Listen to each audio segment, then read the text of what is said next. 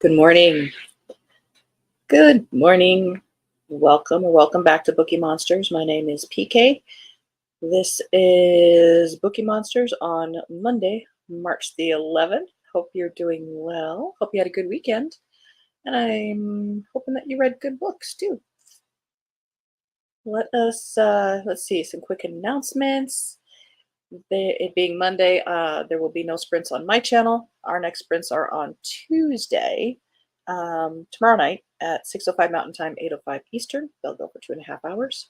I do both Tuesday and Thursday evenings, and then Saturday afternoons. Good morning, Kim. How are you? Did you have a good weekend? If you are looking for sprints tonight, Storm has them at 5 p.m. Mountain Time, 7 p.m. Eastern Time. That's on Storm Reed's channel. All right, let us jump into being Monday. We look at cozy mysteries because there's always a lot of them, so we give a lot of time to them. Let me shut down a tab here.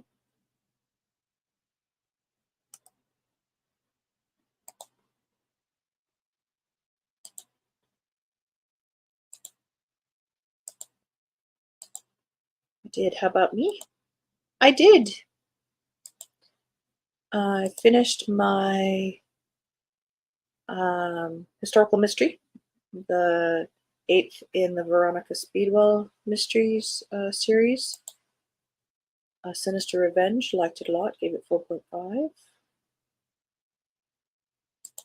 Did some crocheting, and right off the bat, we're on one that is not really out this week. How dare they?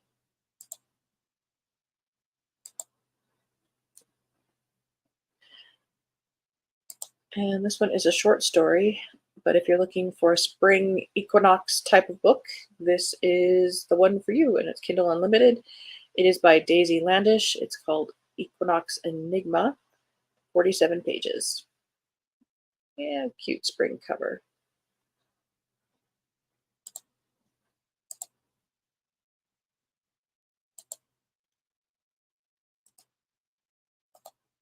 I did not prep these, so I apologize. We're going to be discovering them together.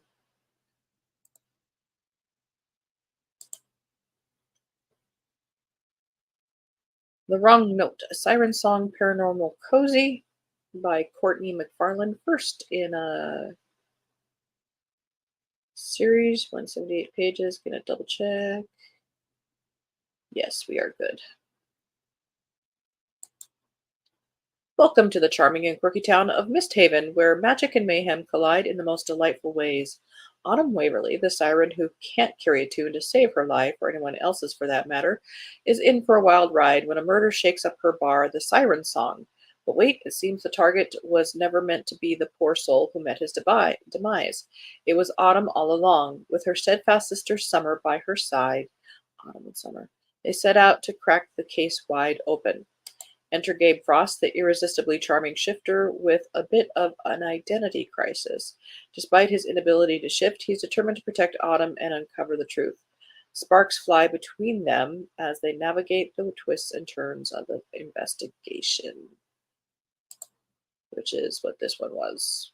That I read out to you and you didn't see it. Sorry. It's Monday, not enough coffee consumed.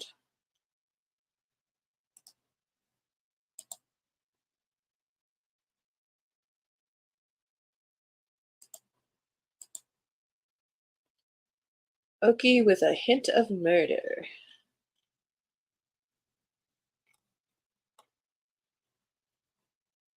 By Dawn Brotherton. An Eastover treasure mystery. Ori and Scott traveled to the Finger Lakes in New York's wine country to get to the bottom of the mysterious happenings at the Songscape Winery. Disturbed furniture and curious noises are one thing, but when a customer winds up dead, it's time to dig into the details and see what ferments. Is there any truth to the Native American legends that cluster near Seneca Lake? Is the warriors' disapproval of wineries growing legs? Ori will need to pore over the clothes to unearth the mystery before the winery's reputation is crushed. With the annual wine festival just around the corner, Ori harvests more than she bargained for when the killer tries to bottle her up for good.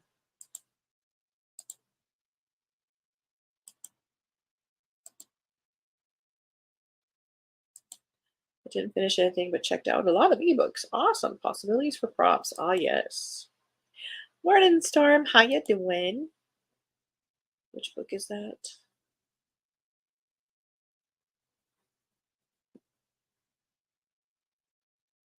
Which one? Thank you. Morning, Stormy. Yes, we mentioned Spencer on your channel.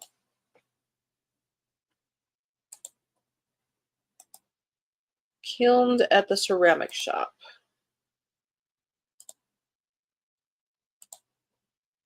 by Donna Clancy. First in a Braddock mystery.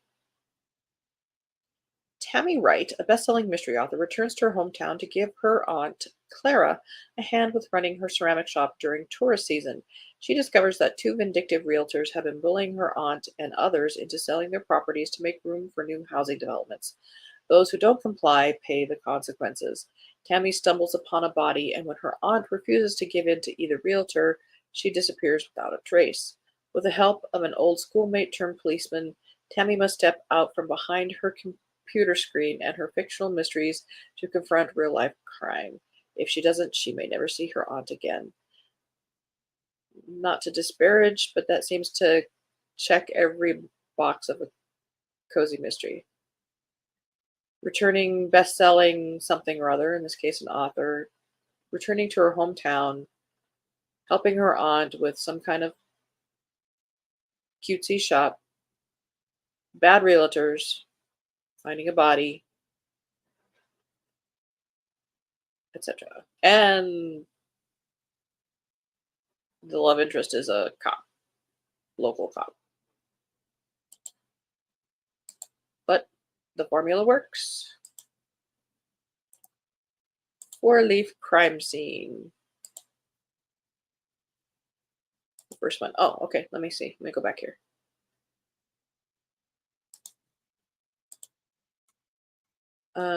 First one was School Days Intrigue, Equinox Enigma. That was the short story. The Wrong Note. That was Siren Song number 1. She is a siren who can't sing to save her life. And we did Oki with a Hint of Murder, Killed at the Ceramic Shop. Now we're looking at Four-Leaf Crime Scene. Fourth in a Seasonal Sweet Mystery by Courtney Flagg. Comes out tomorrow. Follow the rainbow and you'll find a pot of gold or a dead body. I choose gold. Emma Marsh is in full swing preparing for the annual Woodsville leprechaun hunt. When Emma's green food dye ends up at a crime scene just days before St. Patrick's Day, the community organizer pulls to plug on Candyland Confections' involvement for the event. Once again, Emma is thrust into a murder investigation as she races against the clock to get back in the good graces with the community. Is a long-standing family feud gone bad or something more menacing? Somebody didn't proofread. But if you're looking for something very seasonal, St. Patrick's Day is Sunday. It's my favorite holiday of the year. Not that I party, I just like all things Irish. Oh, there's a title. Death at the Drunken Duck. Hi, Kim. Yes, tonight. Hope I don't fall asleep. I know. That's always my fear. On Saturday afternoons, that's my fear. That's why I drink a lot of coffee. I did watch a sprint once. It wasn't any of the group that we follow here with Stormy, but it was a different group of ladies, and one of the ladies fell asleep, and they very kindly turned off her camera or took her out of the grouping. Death of the Drunken Duck, a 1920s historical mystery. Veronica Vale investigates book number 2 by Kitty Kildare. A resourceful sleuth and a murky murder. London, 1920. Veronica Vale is enjoying a quiet life of obituary writing at the newspaper and volunteer work at her beloved dog's home. But when her best friend's brother is accused of murdering Arthur Buchanan following a sumptuous party, Veronica won't rest until she learns the truth. Todd Smythe is innocent. Veronica and her street smart dog Benji get to work figuring out what happened, but with the evidence mounting against Todd, she has her work cut out for her. Will our headstrong amateur sleuth catch the killer and clear Todd's name? And what troubling twists will she uncover when she does?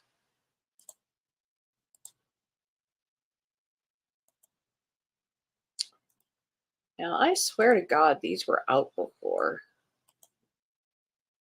Am I wrong?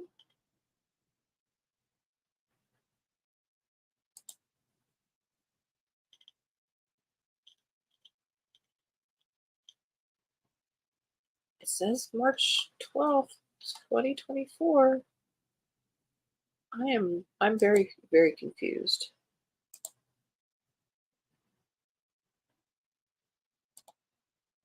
Hope not, Stormy. This is my favorite time change, daylight later.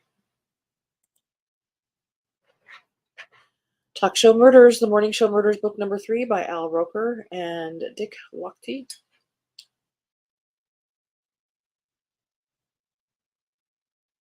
Yeah, it doesn't say.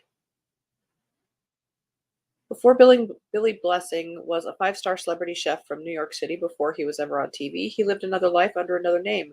Billy Blanchard, wily conman of the Windy City. Billy did time for his crimes, reinventing himself when he got out and leaving that part of his life far behind, or so he thought.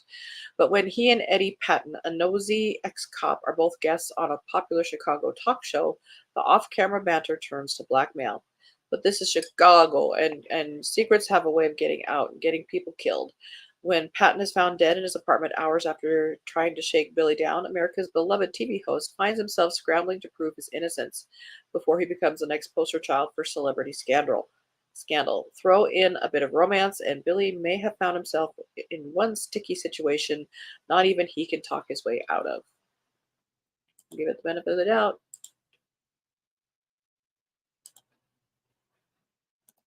Rest in peace. Regina Grant Mysteries, book number 3. Young adult. So think Scooby-Doo. 66 pages. This is by Nosy. I apologize. I'm not pronouncing that correctly. Robinson, Baptist minister and amateur sleuth Regina Grant fights injustice by solving crimes with boldness, grit, and faith, all while being a pastor and looking for a man.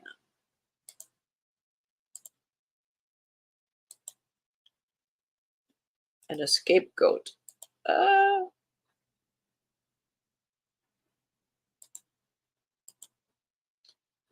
Zen Goat Mystery by Jana Rollins. First, a lot of firsts so far this week.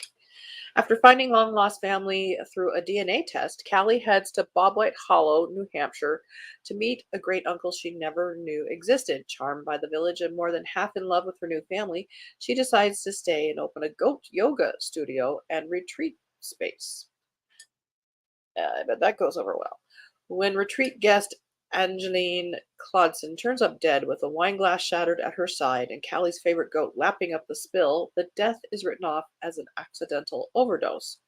But when the goat gets sick, Callie's gut tells her it wasn't an accident at all. With her new business on the line and a possible murder staying in the guest house, Callie sets to work to uncover the truth and keep her family safe. Goat yoga. There's a niche for everybody.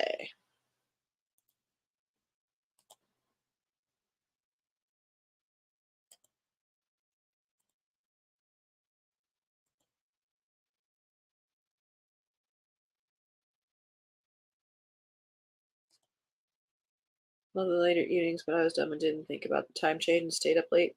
Then had to get up early and it's kicking my butt. Yeah, for some reason I couldn't sleep last night. Okay, well that makes more sense. That makes me very not happy. There were 3 in that. I knew it came out. I hate it when they do that. They should have said somewhere that was previously published. The Proof in the Pudding, a Prudence Bulstrode number 2 by Rosemary Schrager. Preparing a midwinter's feast for all 100 residents of the little Yorkshire village of Scrafton Busk is exactly the kind of challenge Prudence Bulstrode adores. A chance to show off her braised neck of moorland mutton, Wensleydale heart, and of course her famous figgy pudding is just the thing to shake off the winter blues. I'm suspecting this is set in the UK. But on the night of the feast, local vagabond Terry Chandler is found dead, his body entombed in the pristine snowman standing pride of place in the village green. Who could have wanted Chandler dead and went to all the trouble of doing a snowman? Why would they stow exactly? Why would they stow his body in such strange circumstances? And what is the meaning of his last enigmatic message directing his brother to Mystery Hills, a place of which no one has ever had ever heard? I'm just Why would somebody who killed somebody, I'm going to conceal the body. I'm going to do it publicly and take a whole lot of time doing it. So I'm potentially going to get caught because I'm taking so much time. It's a book, I know.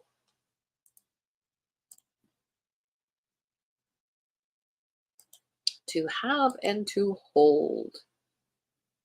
Raised and Glazed Cozy Mysteries, book number 39 by Emma Ainsley. Love is a wonderful thing that can bring out the worst in people. Dogwood Donuts owner and amateur sleuth Maggie Mission is thrilled that her son is getting married. The bride's family is in town for the joyous occasion, and her stepmother, as luck would have it, has a reputation for ruining events with her bridezilla tendencies. It's no surprise when the stepmother begins causing trouble, but when she goes missing, the wedding may have to be postponed.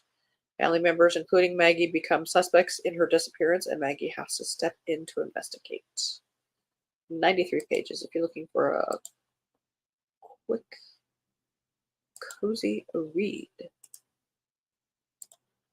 A Clue in the Crumbs.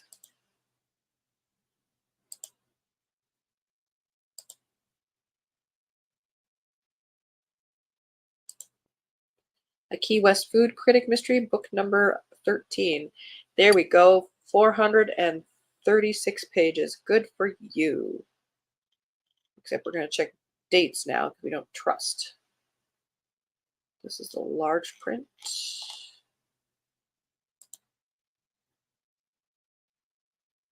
Trust but verify, right? Now we're down to 304 pages. With that many reviews, this came out in 2023.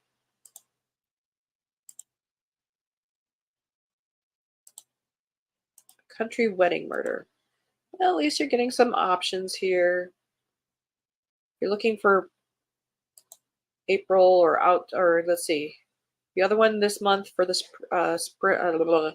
scavenger hunt is outdoor or sports. And for April, blue on the cover. So some of these things be on the lookout for. Did I check the date? March 7th. That came out last week. A Country Wedding Murder.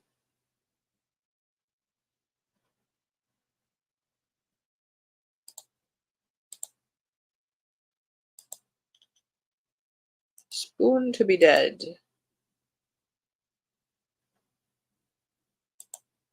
Sorry, I should have prepped these. This is also large print. Came out in October.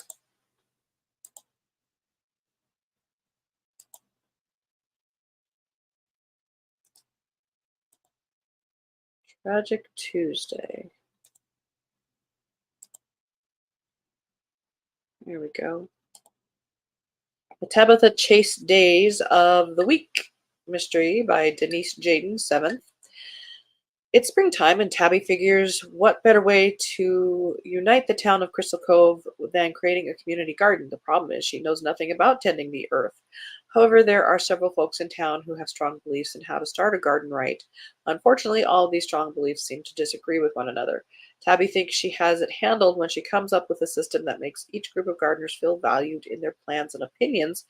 But when one of the most opinionated women turns up dead in the middle of the fresh soil, it seems she has another murder on her hands, and one she feels at least partially responsible for. Join Tabby, Jay, Aaron, and Sherlock as they investigate and try to get to the bottom of the garden tragedy.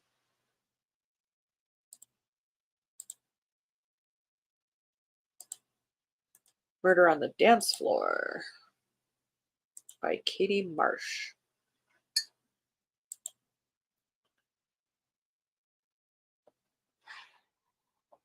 I know. Wait, set my coffee aside. They did promise her a killer hen party. Jeannie's getting married, and despite her completely impossible four sisters, her best friends Cleo and Amber are determined to give her a bachelorette weekend to remember. They're in matching pink t-shirts, and the drinks are flowing. But the night turns out to be unforgettable for all the wrong reasons when a girl turns up dead on the dance floor. And even though she's a stranger, she is wearing one of Jeannie's hen t-shirts. Who is she, and why are the police convinced that the hens are involved? Because she's wearing the t-shirt. Can the newly formed Bad Girls Detective Agency solve the murder and in time to get Jeannie up the aisle? Read and find out. Well, that's kind of a cute cover. We've got time for this last one.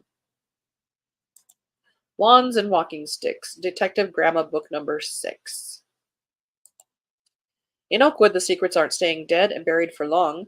Amateur sleuth and retiree Dorothy Hensley thought puzzles would be the greatest mysteries of her gold years, but between the cryptic journal she and her granddaughter Zoe have been decoding and her once quiet town turned deadly, her retirement has been anything but quiet.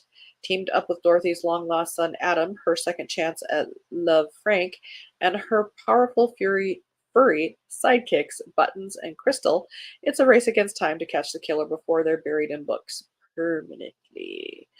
Can she untangle the mystery before she's thrown for another plot twist?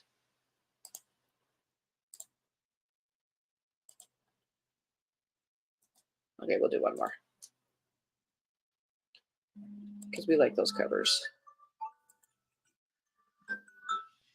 The Happy Housekeeper's Guide to Danger, a Barbara Hollis murder, book number 4 by Blythe Baker. A violent assault on a door-to-door salesman leaves the man's life hanging in the balance as Barbara Craig and Deputy Elwood search for answers.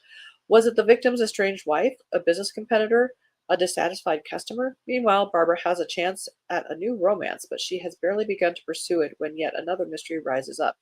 Can Barbara solve 2 different crimes before either of the perpetrators catches up to her? She's going to try.